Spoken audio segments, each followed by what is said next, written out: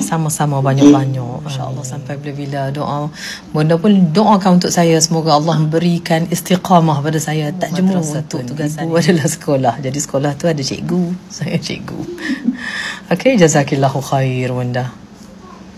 Assalamualaikum warahmatullahi wabarakatuh. Waalaikumsalam warahmatullahi wabarakatuh. InsyaAllah Ustazah, saya ini suratul apa ni surat ni? Suratul Takatsur. Suratul Takatsur. Dengan suratut kan? Suratul Takatsur. Suratul Takatsur. Takatsur.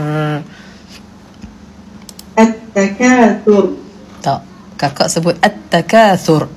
Saya sebut At-Takatsur.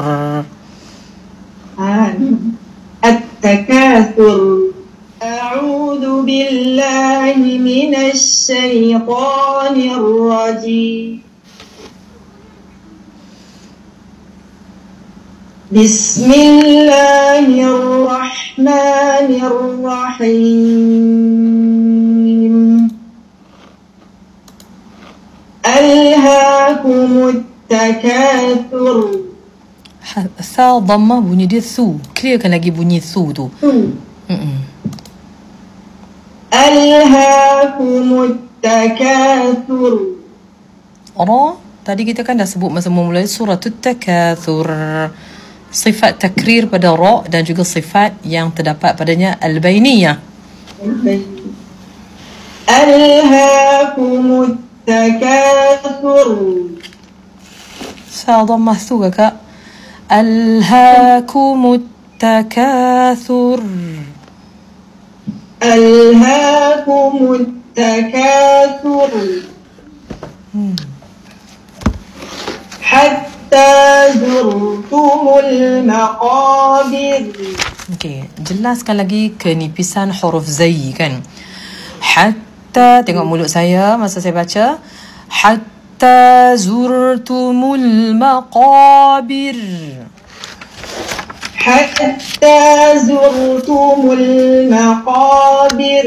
Okey, masa kakak sampai dekat lam sukun tu jangan senyum. Walaupun kakak berniqab, saya boleh dapat detect. Okey. Hatta zurtumul maqabir. Hatta zurtumul maqabir. Zurtumul. Tengok ya, pergerakan bibir mulut. لاحظوا تحريك الفم لو سمحتم. إذا فعلا نحن ننسحب من الجنب نسحب هذه. Kita tarik bahagian tepi bibir ni. Kalau kita tarik, if you are stretching your side of your mouth, okay, the letter of lam, especially lam sukun, will change the sound of the lam.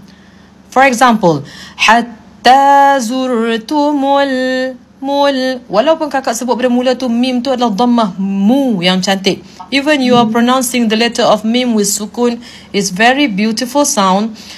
Hatta zurtumu. And then you enter to the lam with the smiling mouth. Hatta zurtumul mul. Because you are stretching. Sebab tarik bahagian tepi bibir ni. Bila tarik bahagian tepi bibir tu yang duk pesan tu. Tak cermin depan muka tu, tapi tak tengok cermin lah ni. Kan? Tapi kakak kena remember. Sebab tu nanti tengok baik kat YouTube kan. Hatta zurtumul maqabir. Zurtumul. Buka aja rahang, angkat lidah.